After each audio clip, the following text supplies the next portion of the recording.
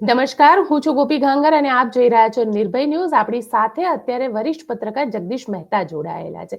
તેમની પાસેથી આજે સમજીશું કે બોડેલીની અંદર જે રીતે એક 5 વર્ષની બાળકીની ગળું કાપીને હત્યા કરી, એટલે કે એની બલી ચડાવવામાં આવી, આની પાછળની સાયકોલોજી શું હોય છે, એની માનસિકતા શું હોય છે, અને ભુવા આ પ્રકારે જે કરતા હોય છે એ ક્યાંક ને ક્યાંક, કારણ કે ભુવા પણ વ્યક્તિ તો એક સામાન્ય માણસમાંથી જ હોય છે. સર, આપની પાસેથી સમજવાનો પ્રયત્ન કરીશું કે આવી ઘટનાઓ કેમ વારે વારે ઘટે છે. રાજકોટની અંદર તો પોતાની જાતની બલી ચડાવતા લોકોને જોયા છે. ગોપીબેન, એક જ લીટીમાં કેવું હોય તો કોઈ પણ ઉપરથી ધડો આપણે લેતાય નથી ને ધડારૂપ સજા કરતાય નથી. એક લીટીમાં કોઈ ઘટના ઉપરથી આપણે ધડો લેતા નથી અને ધડારૂપ સજા કરતા નથી. આ બે, એમાં બધું આમ તો આવી જાય, પણ બાકી તમને હું વિશ્લેષણ કરું કે આવું બધું શું કામ થાય છે ને શું નહીં. જો શિક્ષણ જે છે એ અંધશ્રદ્ધાનું નિર્મૂલન કરે છે, એ વાત જો કોઈ કહેતું હોય તો એમાંય પાછું 19-20 છે. આજની તારીખે જો શ્રદ્ધા જુદી વાત છે ને અંધશ્રદ્ધા જુદી વાત છે. તો અંધશ્રદ્ધામાં જેટલા અત્યારે આ જે તમે અત્યારે આપણે જેની છોટા ઉદેપુરના પાણેજ ગામની વાત કરીએ છીએ, એ તો ભૂવો અભણ હતો, ચળસી હતો, નશેડી હતો, અને એને દુનિયાભરની વાતો કરી હતી કે આ દીકરીને હું આમ બલી ચડાવીશ તો મારું ભલું થઈ જશે, અને એને રીતસર એની મા સહિતની લોકોની હાજરીમાં કુહાડીના ઘા મારી અને દીકરીનું માથું ધડથી જુદું કરી નાખ્યું, અને એને જે કઈ એને કારસ્તાન કર્યું એ કર્યું. પણ તમને કહું, આપણે ત્યાં અંધશ્રદ્ધાને હવે એક નવો આયામ મળ્યો છે, અને એ છે સોફેસ્ટિકેટેડ, એટલે ભણેલા ગણેલાની દ્રષ્ટિએ તમે કે હું એને શ્રદ્ધા કહીએ. આજની તારીખે શનિ મહારાજનું મંદિર જ્યાં પણ હોય, શનિ મહારાજનું મંદિર જ્યાં પણ હોય, તમે તપાસ કરજો ગોપીબેન, કોઈ ગરીબ માણસ તમને નહીં મળે. મર્સિડીઝ ગાડી વાળા જ મળશે, મર્સિડીઝ મોટા ભાગના 4 વ્હીલર્સ વાળા. અને એ પણ લોકો ત્યાં શનિ મહારાજને જાવું ને દર્શન કરવા, એ ખોટી વાત નથી, એ તો ઠીક જ છે. પણ એ લોકો પણ ટોટકા ખોટકા બધામાં માનતા હોય છે. એમ કહો, કાળા દોરા પહેરવા, ત્યાંથી ઢીંગલા ઢીંગલી લઈ આવવા, દરવાજે ટાંગી દેવા, એટલે આપણે ત્યાં નેગેટિવિટી ન આવે, વગેરે વગેરે. હું આપને કહું, એક અત્યંત શિક્ષિત કપલને હું ઓળખું છું, જેણે બજારમાંથી એક હીરો આવે ને એ ટાઈપનું કાચ, એક પ્રકારનું એવો એક કાચ લીધો હતો, અને મને એને બતાવવા માટે તેને કીધું કે સાહેબ ઘરે આવો, અને ચા પીવા ગયા. એને કીધું જુઓ આ શું છે. મેં કીધું ભાઈ આ કોઈ ડેકોરેટિવ આઈટમ છે હીરાની. કે ના તમને ખબર નથી કે આ શું છે. શું છે ઈ કે ઈ એક પ્રકારનું ચુંબકીય વાતાવરણમાં એ ટાઈપનું છે. હીરો તો છે, કાચ તો છે, પણ ઈ બહારથી પોઝિટિવ ઉર્જા, સૂર્ય સહિતની પોઝિટિવ ઉર્જાને ઘરમાં લઈ આવે છે, ઘરની નેગેટિવિટીને બહાર કાઢે છે. મેં કીધું ગજબ કહેવાય ભાઈ, તો સારી, કીધું ભગવાન તમને નેગેટિવ બહાર કાઢતા હોય તો બહુ સારી વાત છે. એક દિવસ શું થયું, પતિ પત્ની બેયને ઝઘડો થયો, ધબ ધબાટી બોલી ઘરમાં ને ઘરમાં. હવે એવડા મોટા માણસ હતા કે કોઈ એને આમ કેવા જઈ શકે એમ હતું નહીં. પછી બધાએ મને કીધું, સોસાયટીમાં રહેતો હતો, કે સાહેબ આ 2 જણા ઝઘડે છે. હું ત્યાં ગયો, દરવાજો ખખડાવ્યો, તો મને કે શું છે. એના કપલ બહાર શું છે. મેં કીધું કાંઈ કામ નથી, પણ તમારી નેગેટિવિટી બધી બહાર આવે છે એટલે કહું છું. આ ઉર્જા બહુ કામ કરવા માંડી. એટલે સાહેબ એવું કાંઈ છે નહીં, મન ચંગા તો કથરોટ મેં ગંગા. એ વાત કોઈને સમજવી નથી. તમે પાપ ન કરો તો પુણ્ય કરવાની પણ જરૂર ખરી? પાપ જ ન કરો તો પુણ્ય કરવાની ક્યાં જરૂર છે? અને જીવનમાં એવી ગંદકી શું કામ સંઘરવી જોઈએ કે એ ગંગાજીમાં ગયા પછી ધોવાઈ જાય? એટલે મૂળ તમને કહું કે અંધશ્રદ્ધા છે એ હવે ખાલી અભણ લોકોનો ઈજારો નથી રહ્યો, પણ એના નવા આયામો શરૂ થયા છે. તમે સુખી માણસના ઘરમાં જોજો, મોરલી વાંસળી ટાંગી છે, શંખ મૂક્યો હશે. તમારી જાણ કરતા તો એ છે સોફેસ્ટિકેટેડ, પણ વાત તો ઈ જ છે ને, પેલા ભણ્યા નતા એટલે કુહાડીથી કાપી નાખ્યા, 2 ઘડી માની લ્યો. તો હમ તમે લોકોએ એટલે કે આ જે તથાકથિત ભણેલી જનરેશન છે એ પણ શું કરે છે, એ પણ પોતાની વૈચારિક ધારા જે છે એ કાપી નાખે છે ને અંધશ્રદ્ધાને એ બુદ્ધિપૂર્વક પ્રોજેક્ટ કરે છે. મૂળ વાત એવી છે ગોપીબેન, આ બધું થવા પાછળનું કારણ એક જીજી વિસા છે. કોઈને સ્વતઃ સુખ એ જે છે ને સાધનાથી નથી જોતું, એને જોઈએ છે જાદુ ટોનાથી. સુખની વ્યાખ્યા જે આપણે કહીએ સફળતાની કોઈ શોર્ટકટ હોતું નથી, એવું બધું બોલે છે ને બધા સાંભળે છે ને બધું બરાબર, પણ એને એમ થાય કે જો અહીંથી ચાલીને ચોટીલા જવાથી મને લોટરી લાગી જવાની હોય તો 3 વખત હાલશે, પણ ડોક્ટર કહે છે કે તમે બીમારી છે ને તમારે ચાલવાનું, ભાઈ ટાઈમ જ ક્યાં છે, ભલા ઓફિસમાંથી ટાઈમ જ નથી મળતો, તો ટાઈમ નહીં હમ મળે. તમે કે છો કે ફલાણા બાપુને રાજી કરવા હોય તો તમે ત્યાં જાઓ તો બાપુના પગ દબાવશે, આખી જિંદગી એમને કર્યા કરશે, બાપુ રાજી થાય, બાપુ રાજી. પોતાના બાપુજીના પગ નહીં દબાવે જે સીધા આશીર્વાદ તમને મળે છે. 2 ભણેલા ગણેલા લોકોએ કીધું કે બાપુ ફલાણા ઠેકાણે આવ્યા છે, મારે એમ કે ચમત્કાર જોવો છે. બાપુને કીધું તમે મને ચમત્કાર બતાવો. બાપુએ કીધું ઠીક છે, મોકો આવશે ત્યારે બતાવીશ, અત્યારે મારો મૂડ નથી. તમે કામ તો ઓલા કે અમે રોજ આવશું જ્યાં સુધી તમારો મૂડ ના આવે ત્યાં સુધી, કે ભાઈ દૂધ લેતા આવજો, અહીંયા આવો તો ચા પાણી પીએ મજા કરીએ. રોજ એ બંને લોકો પોતાના ઘરેથી દૂધના અવડા બોઘડા ભરતા આવે. એ છોકરાને ન પાય, એના પત્નીને ન પાય, એના વૃદ્ધ મા બાપને ન પાય, બીમાર સગા સંબંધીને ન આપે, અને આખા દૂધના બોગડા બાપુ પાસે લઈ જાય. બાપુ કે ચા બનાવો કે ઢોળી નાખો તો ઢોળી નાખે, પણ કાંઈ બીજું ને કરે નહીં. 15-20 દિવસ થયા પછી બંને કીધું બાપુ તમે કીધું એ પ્રમાણે 15 દિવસથી અમે રેગ્યુલર આવીએ છીએ, દૂધની ચાય બનાવી છે, તમે કીધું ઢોળી નાખો તો ઢોળી પણ નાખી છે, હવે હમ ચમત્કાર તો બતાવો. તો બાપુએ કીધું ચમત્કાર તો મેં તમને ક્યારનો બતાવી દીધો. કે ના અમે ક્યાં જોયો ચમત્કાર, તો તમે બતાવ્યો જ નથી. કે જે તમારા છોકરાને ભૂખ્યા રાખીને દૂધ તમે મારા હાટું લઈને ઢોળી નાખો એ ચમત્કાર નથી. વાત સાચી છે. આ વાત બધી જગ્યાએ લાગુ પડે. હમ છોટા ઉદેપુરના પાણેજમાં તો ઠીક છે, 4-5 વર્ષની દીકરીને આ લોકોએ પકડીને કાપી નાખ્યા, કે બધા અભણ, અશિક્ષિત અને પછાત કોમના લોકો છે, તમે સમજી લ્યો. હમ એની પાસેથી બીજી કોઈ અપેક્ષા રાખવી અઘરી છે. પણ સવાલ એ છે કે વર્ષોથી આપણે ત્યાં આવી પરંપરાઓ રહી છે. આપણે ત્યાં ચૂડેલ, ડાકણ નથી કહેતા કે ભાઈ આ ડાકણ છે, ચૂડેલ છે, અને ભૂત વળગી ગયું, તાંત્રિક, પૂજારી, જ્યોતિષી, ટોટકા બોટકા જાણનારા, ભૂત ભવા ભરાડી, વસીકરણ, મૂઠ નાખનારા, કાળા જાદુ કરનારા, આ બધાની એક આખી જમાત છે. અને આપની જાણ ખાતર એ જમાતને પ્રોટેક્ટ કરી રહ્યા છે બધા જ લોકો, જે તથાકથિત શિક્ષિત થી માંડીને મીડિયા. તમે ટીવીની ચેનલ જોજો, ટીવીની ચેનલમાં હમ નીચે લખેલું આવશે ગુજરાતીમાં કે તમારે છૂટાછેડા થઈ ગયા છે, વસીકરણ થઈ ગયું છે, તમારે કોઈની હારે લફડું છે તો એ કઈ મેળ પડતો નથી, અથવા તો બ્રેકઅપ થઈ ગયું છે તો અમે તમને આ ફરણા ભાઈને મળો. હવે આને પબ્લિસિટી નહીં તો શું કહેવાય મને કયો. અને દરેક ગામના મોઢે ક્યાં ગરણા બાંધવા જશો તમે. તો સવાલ એ છે કે ક્યાંક તો કોકે રોકવું જોઈએ, રોકતું નથી એટલે આને છૂટ મળી જાય છે. જી બેન. પણ સર અહીંયા સવાલ એ ઉભો થાય છે કે સરકાર વિધાનસભાની અંદર બકાયદા અંધશ્રદ્ધા નિવારણ એક કાનૂન લાવે છે, બિલ લાવે છે, બિલ પાસ થાય છે, કાયદો બને છે, પણ ક્યાંય આ કાયદાનું ઇમ્પ્લિમેન્ટેશન નથી દેખાતું. પરિસ્થિતિ તો એટલી હદ સુધી છે ગુજરાતની અંદર કે મંત્રીઓ, ચૂંટણી આવે એટલે લગભગ આપણને મંત્રીઓ, ધારાસભ્યો, સાંસદો બધા ભુવા પાસે જતા દેખાશે.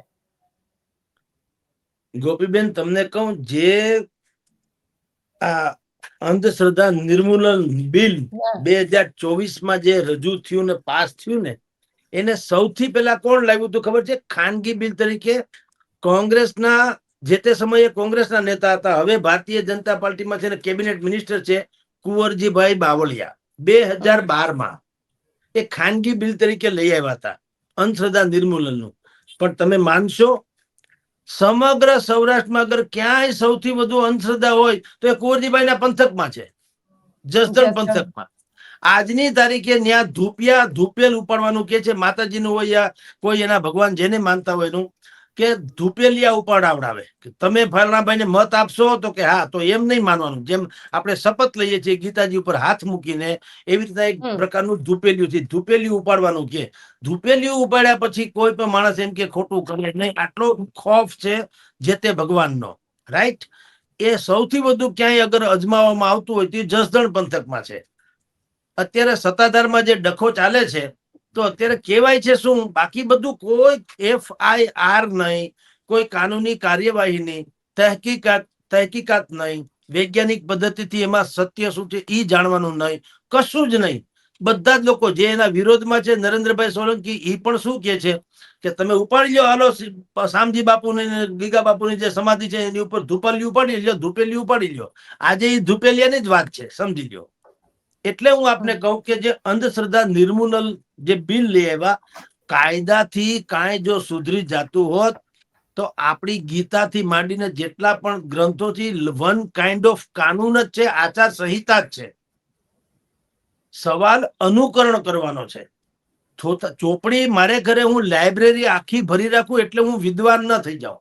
વિદ્વાન થવા માટે વાંચવું જોઈએ અને વાંચીને ગ્રાહ્ય થવું જોઈએ. એમ કાનૂન ગમે તેટલા બનાવી નાખો, એનાથી શું પછી તમે સાહેબ આજ સુધીમાં તમે ક્યારે ઈ કાનૂન અંતર્ગત કોઈની ધરપકડ થઈ કે 6 મહિનાથી માંડીને 7 વર્ષની સજા છે, 5,000 થી માંડીને 50,000 રૂપિયાનો દંડ છે. દંડ તો છોડો, સામાન્ય ઘટના પર 6 મહિનાથી જે 7 વર્ષ સુધીની સખત કેદની સજા છે.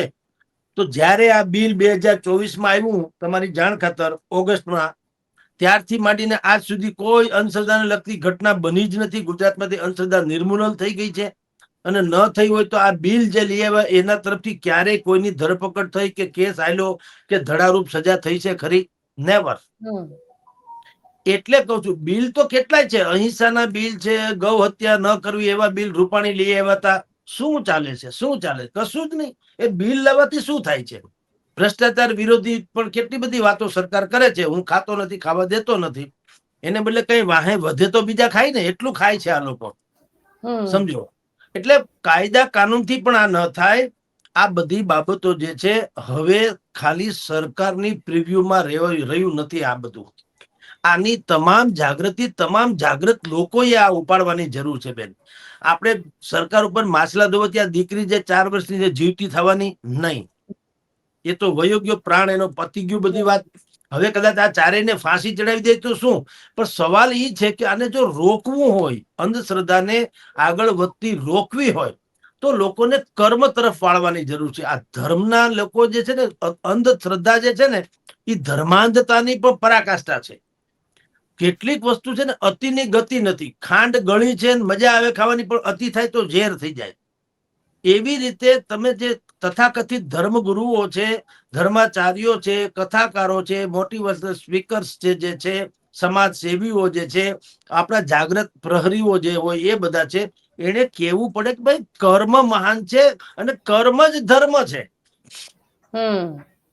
એ જો ફિલોસોફીને સમજાવે, કર્મણી એવા અધિકાર રસ્તે માં ફલેશું કદાચ ન, ગીતાજીમાં કહેવામાં આવ્યું છે કે કર્મ જ મહાન છે. તમે ફળની ઈચ્છા, એટલે કે તમારે ફળની અપેક્ષા રાખવાની જરૂર નથી. તમે ઘી ને અગ્નિ ભેગા કરો, પછી તમારે એમ જોવાની જરૂર નથી ભડકો થયો કે નહીં. ભડકો થાય જ. તમે ઘી ને અગ્નિ ભેગા તો કરો. પણ સર, આપણે ત્યાં તો સવાલ એ છે, લોકોને કર્મ કરવું નથી અને ફળની આશા માટે થઈને આવા ભુવાઓ પાસે જાય છે. હા બેન, બસ તો એના કારણે તો અત્યારે આ જે ઘટના બની છે, તરુણ મહંતો નામનો માણસ છે, એને રીતસર માનવ બલિની વાત ભૂતકાળમાં, આની પહેલા તમારી જાણકાર ઝારખંડમાં પણ આવું બન્યું હતું. ગામમાં કેતો ફરતો તો એક માણસ કે હું નરબલી ચડાવવાનો છું. લોકોએ અફવા માની. હું ઝારખંડમાં 2022 ની વાત કરું છું, ત્યાં રાંચીમાં, ત્યાં હરાધન લોહરા કે એવા નામના કોઈ વ્યક્તિની પછી હત્યા કરવામાં આવી, જેમ અત્યારે આ દીકરીની હત્યા કરવામાં આવી છે માનવ બલિની, તેમ.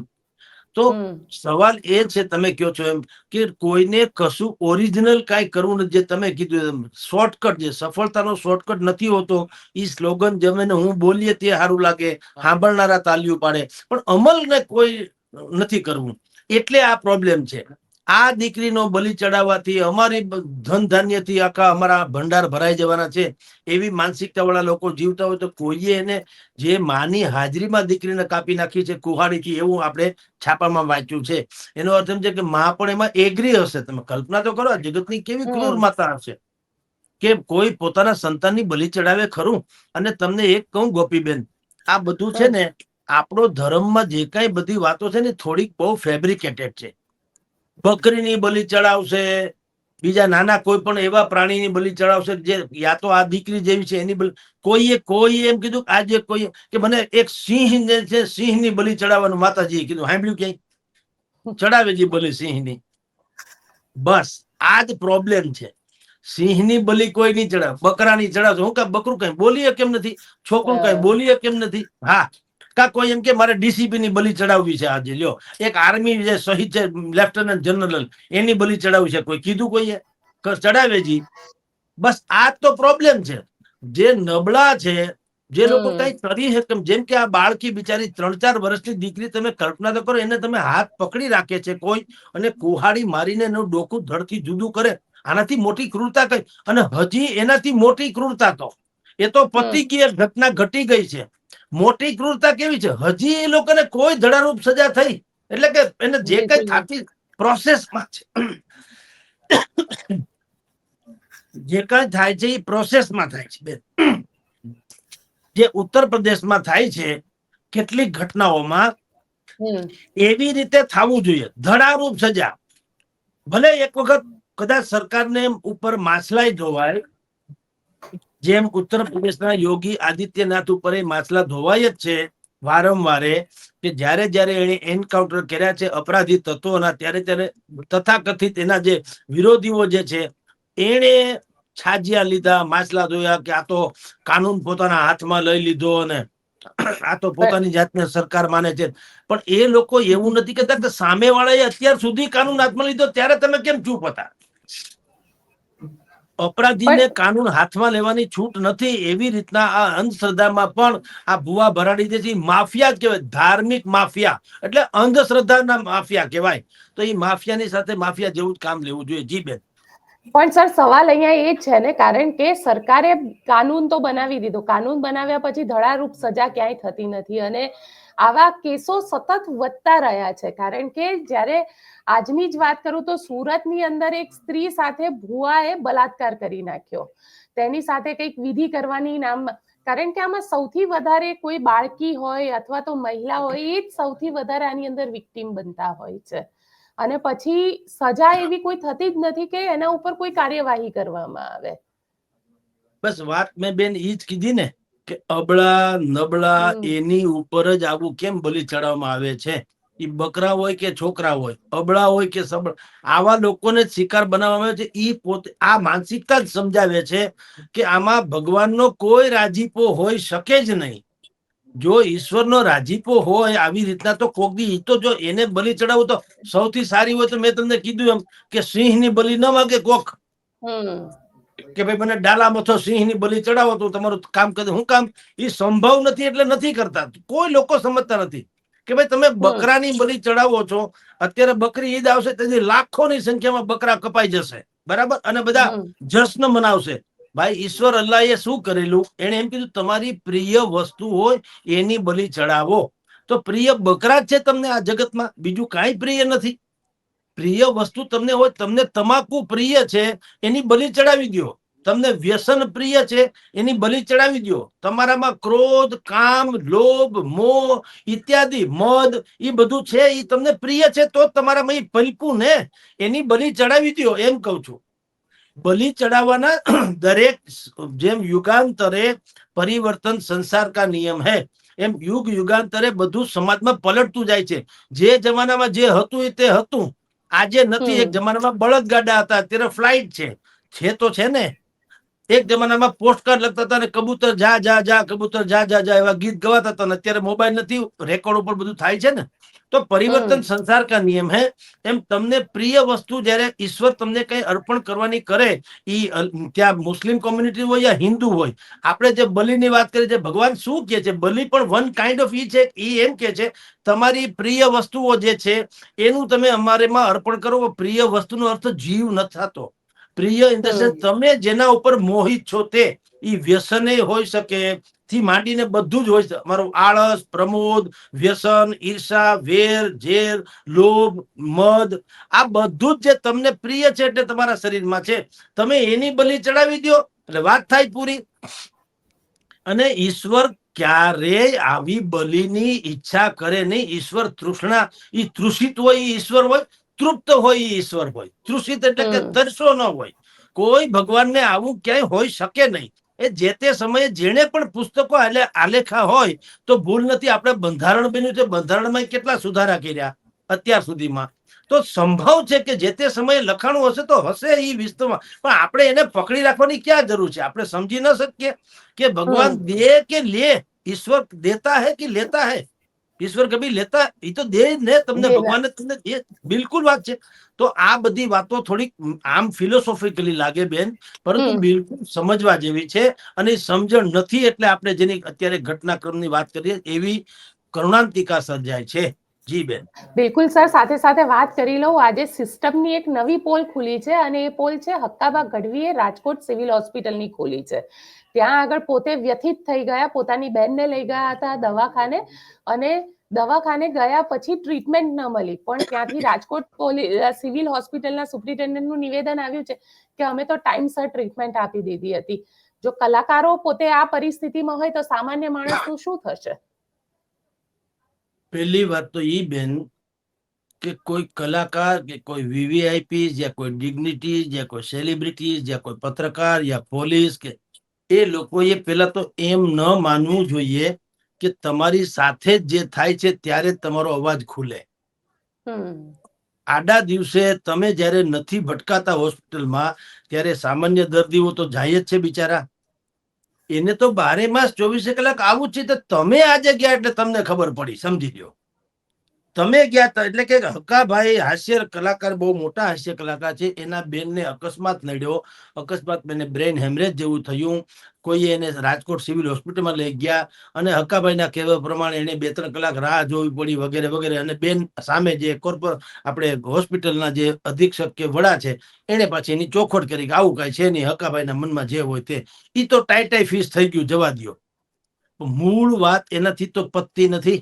હક્કાભાઈ સાચા કે બેન સાચા ઈ જવા દ્યો, પણ કોઈ બોલે કે ન બોલે, સિવિલ હોસ્પિટલોમાં આવી દર્દનાક બેકાળજી વર્ષોથી થાય છે। અને જ્યારે કોઈ પત્રકાર કે કોઈ કલાકાર કે કોઈ ડિગ્નિટીઝ કે કોઈ સેલિબ્રિટીઝ કે કોઈ પોલીસ કે કોઈ એવો પોતાને કાંઈક ટૂંકમાં વિશેષ છે કે જમાનાથી માનતો હોય એવા લોકોને જ્યારે કડવો અનુભવ થાય ત્યારે આપણે છાપામાં આવે છે। તો કોઈ એક પિક્ચરમાં છે ને એવું બતાવે છે કે તમારી શ્રદ્ધા પૂરી થાય તો અહીંયા ઘંટી લગાવી દેવાની ઝાડવા ઉપર, અને આખું ઝાડવામાં નકરી ટકોરી ટકોરી એટલે કે ઘંટી ઘંટી લગડતી હોય છે। કોઈએ પૂછ્યું આ શું છે કે जिसकी मन्नतें खत्म हो जाती है पूरी हो जाती है वो यहाँ घंटी लगाते हैं। तो પછી એક ભાઈએ પૂછ્યું કે लेकिन वो घंटियां कहाँ है जिनकी मन्नतें पूरी नहीं होगी?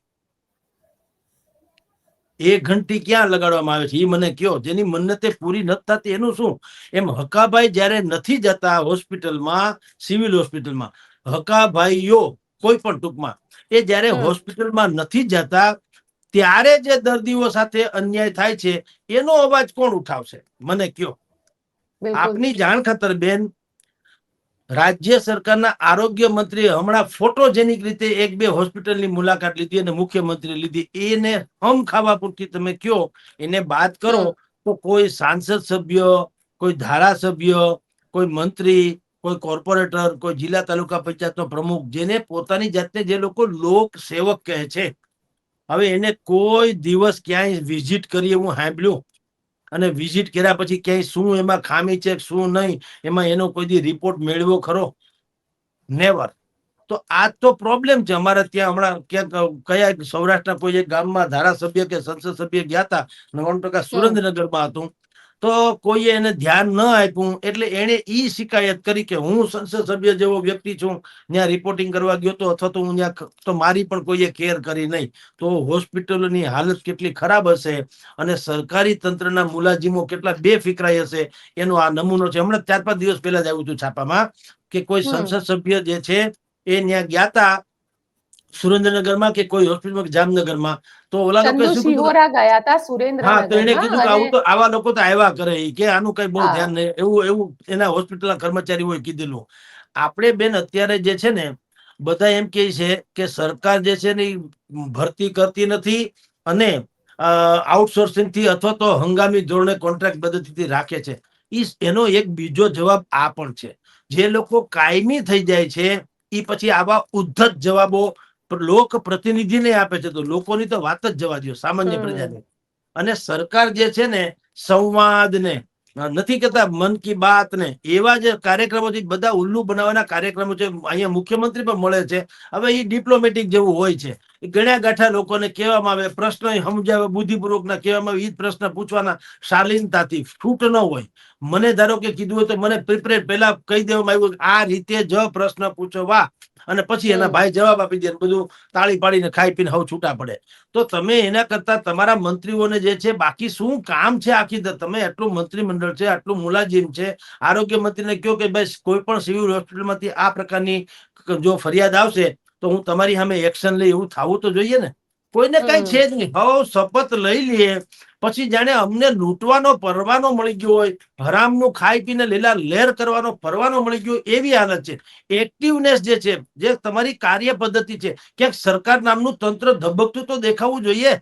આ હોસ્પિટલમાં હકાભાઈએ અત્યારે હાહાકાર મચાવ્યો છે, તો પણ તમે જો કોઈનું રૂવાડું ફરકતું નથી. એની સામે બેને પાછો જવાબ આપી દીધો આવું કઈ છે નહીં, અમે બહુ તાણાહાર બધું કરી નાખ્યું, બીજા દર્દી પાતા હું એને ઉઠાડી દેવા લ્યો, હવે શું કરી લ્યો તમે બોલો. તો સરપ્રાઈઝ ચેકિંગ નથી થતું, ચેકિંગ પછી એની સમીક્ષા નથી થતી, સમીક્ષા થયા પછી એના કોણ ઉત્તરાધિકારી જવાબદાર છે એની કોઈ વાત નથી થતી, કોઈની જવાબદારી નક્કી થયા પછી એની સામે કોઈ કાર્યવાહી નથી થતી. એટલે ધકેલ પંચા 150. આ રાજકોટ જેવા હબ જેને કહે છે, પોલિટિકલી હબ કહેવાય, સૌરાષ્ટ્રની રાજધાની કહેવાય, એવા શહેરમાં પણ જો આવી હાલત હોય તો હવે તમે કલ્પના કરી લો ગામમાં તાલુકા લેવલના જે પ્રાથમિક આરોગ્ય કેન્દ્ર હોય ત્યાં તો શું નહીં હોય બેન, સમજી લો. એટલે આખું શાકમાં કોળું જાય ને એના જેવી સ્થિતિ છે. અને બીજું કોઈ કરતા કોઈ પ્રકારની કોઈને કઈ દહેશત નથી. આ તો મીડિયા છે એક માત્ર, જેને કારણે આ બધો ગધેડો બહાર આવે છે. નહીતર આ તો રૂટીન પ્રક્રિયા છે. દર્દીઓનું અપમાન કરવું એ અસહજ એ લોકો માનતા લોકોને રૂટીન પ્રક્રિયા માને છે. અને તમે જુઓ બેન, જે લોકો ગરીબ ગુરબા હોય બિચારાને કોઈ લેના જ સિવિલમાં સમજતા મોટા ભાગના યા તો ગરીબ યા મધ્યમ વર્ગના લોકો જતા હોય છે. તો આ લોકોની તમે જે એ લોકોને જે હળધૂત કરે છે એના શબ્દાવલીઓ સાંભળો તો આપણે જાહેરમાં બોલી ન શકીએ. આવી હદે પણ બધું થતું હોય છે. પણ કોઈ મોનિટરિંગ નથી, તંત્ર કોઈ જાતનું સજાગ નથી, કોઈને કાર્યવાહીનો ડર નથી, એટલે આ બધું ચાલ્યું જાય છે બેન. જી બિલકુલ સર, આપ અમારી સાથે જોડાયા તેના માટે આપનો ખૂબ ખૂબ આભાર. તો આપ શું વિચારો છો મને કોમેન્ટ બોક્સમાં ચોક્કસથી લખીને જણાવજો, અને અમારી ચેનલ નિર્ભય ન્યૂઝને લાઇક, શેર અને સબસ્ક્રાઇબ કરવાનું ભૂલશો નહીં. આભાર.